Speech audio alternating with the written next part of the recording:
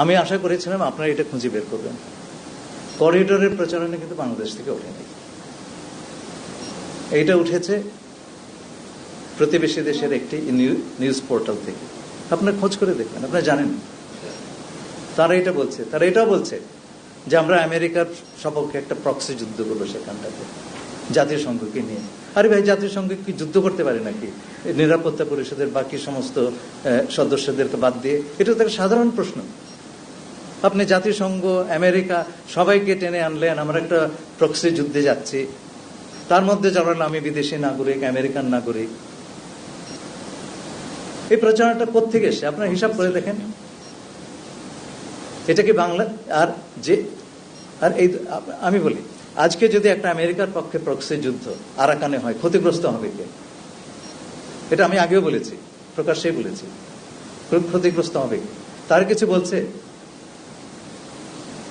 হ্যাঁ, আমি university of professionals একবার সরাসরি বলেছি, টেপও আছে সেটা।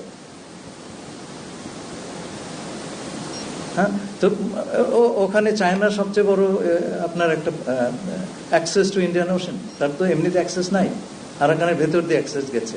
ক্ষতি হবে তো তার আমেরিকা সেখানে গেলে, সে কিছু বলছে? ক্ষতি হবে বার্মার, তার একটা অংশ কেটে নেওয়া হচ্ছে, সে কিছু বলছে? তো মায়ের চাইতে তো মাসির দরদ বেশি, আপনারা বোঝেন নাকি কোত্থেকে এসছে?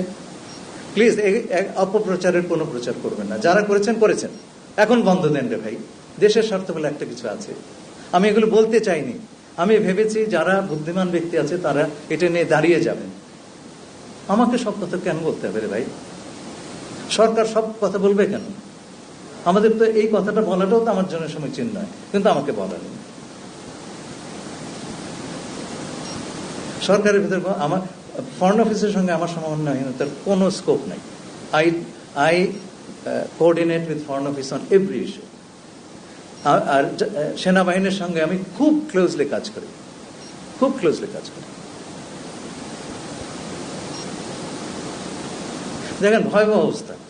আমি গেলাম 18 এপ্রিল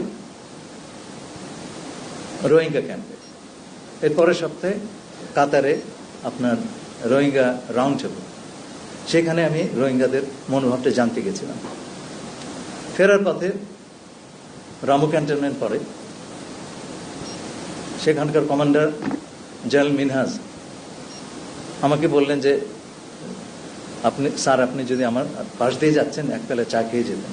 আমি গেলাম, কারণ 1 লক্ষ এই যে রোহিঙ্গা নিয়ে যে ইফতার হলো, আমার এই কাজটাতে উনি খুব সাহায্য করেছেন। আমি ওনার সঙ্গে চা খেয়ে আধা ঘন্টা ছিলাম, বেরিয়ে গেছি। প্লেনে চড়ে বাড়িতে বসতে বসতে সেই পোর্টালে বেরিয়ে গেল যে আমি নাকি তার সঙ্গে দেখা করতে গেছি এই প্রক্সি যুদ্ধের বন্দোবস্ত করার জন্য। ভাই কি অবস্থায় আছে আপনারা বোঝেন?